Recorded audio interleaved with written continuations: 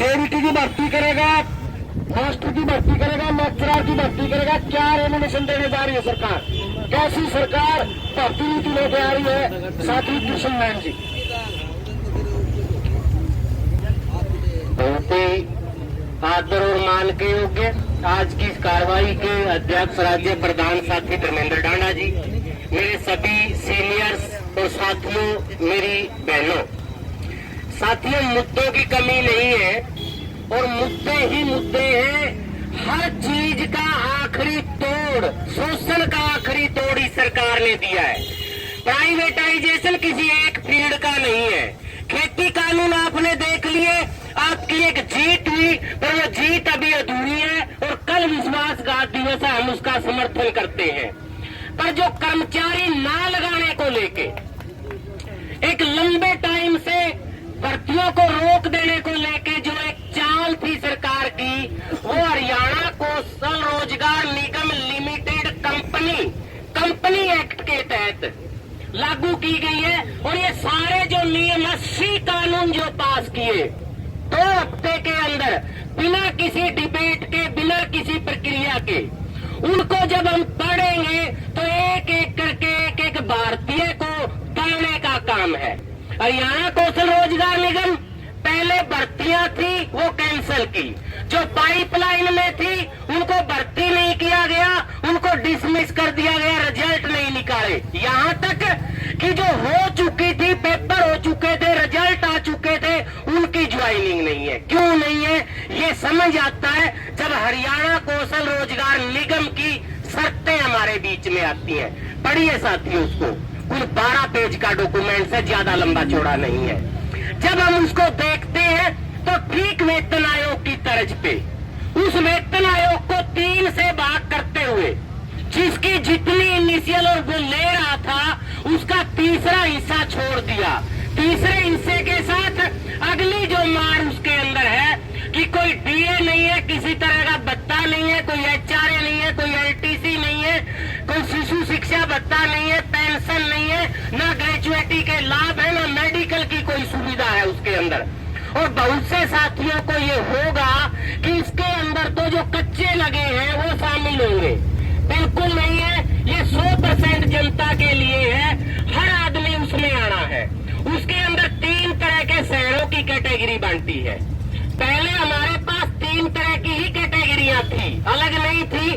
जो हम 10, 20, 30 का एचआरए ले रहे थे वो शहरों की कैटेगरियां ही थी। अब भी वही है, वो कैटेगरियां 3 बेस पे अलग की गई थी।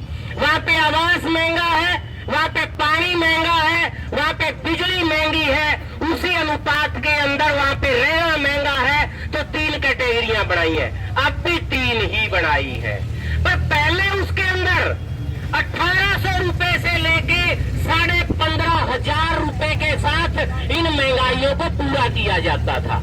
एचआरए के हिसाब से बोल रहा हूँ मैं, 10% के हिसाब से बोल रहा हूँ, ऊपर वाली एक बार छोड़ दे, हम उसको आप अनुपातिक तौर पे देख सकते हैं। अब जो फर्क किया गया है इन कैटेगरियों में कि दिल्ली और चंडीगढ़ में रहने वाला आदमी वो 2,074 रुपए एक्स्ट्रा लेके किसी भी गांव देहात में रहने वाले से अपर हो जाएगा, और जो बीच की कैटेगरी है उसको 1120 रुपए एक्स्ट्रा दिए जाएंगे। और इनको छोड़ते हुए न्यूनतम वेतन 14,330 रुपए और मैक्सिमम वेतन 22,430 रुपए। इसके अंदर 22,000 की जब हम बात करते हैं तो ये 22,000 किसके लिए, एक बार सोच लेना हो। जो बी ग्रेड तक की हमारे पहले आती थी, जो 45,000 बेसिक तक की इनिशियल लगने वाले दिन थी, ये उसके लिए है 22,000 वाला। और 14,330 जो है वो 16,990 जिसको डी ग्रुप हम बोलते हैं, ये उसके लिए है।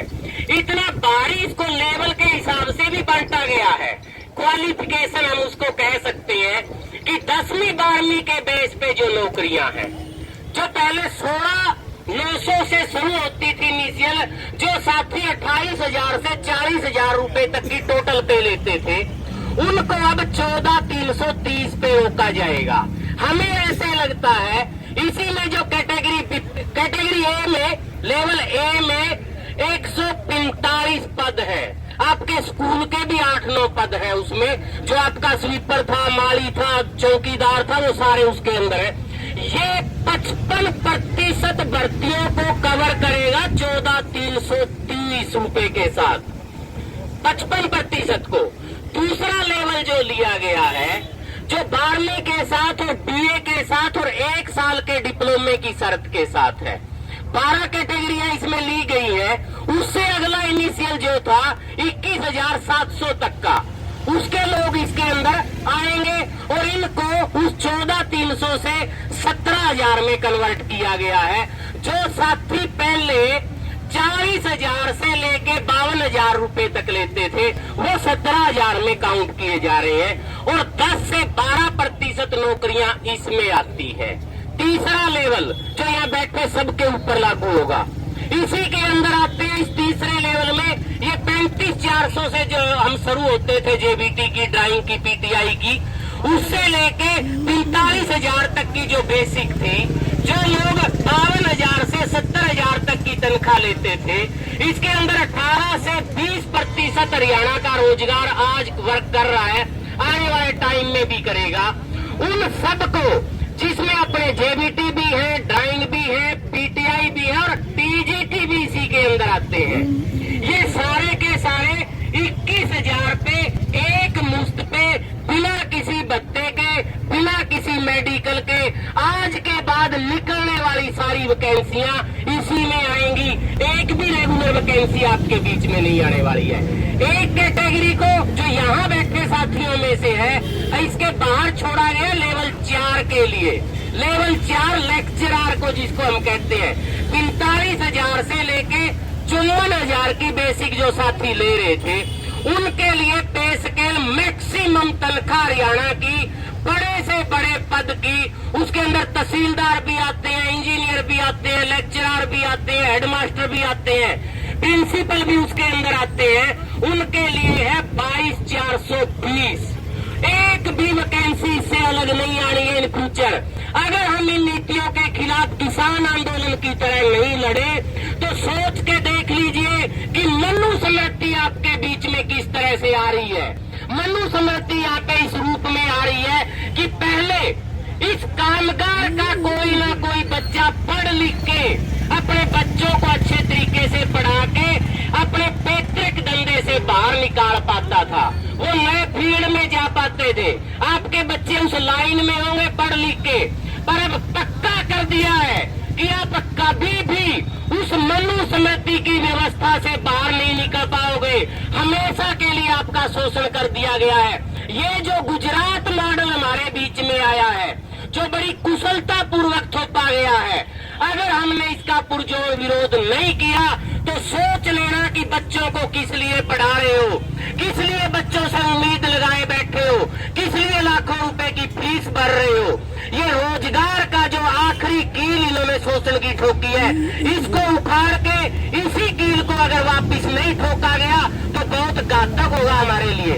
और बहुत से वक्ता है हमारे बीच में, हम स्पष्ट कर देने आए हैं, हरियाणा की जनता किसी भी कैटेगरी की हो, कोई बातचीत करने के लिए नहीं आई, हम भी बातचीत करने के लिए नहीं आए हैं।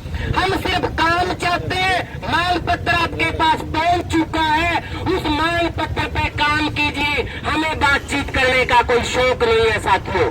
इन्हीं बातों के साथ मैं अपनी बात खत्म करूंगा, दो नारों के साथ। उम्मीद है कि पिछले छात्री भी उसी जोश से लगाएंगे।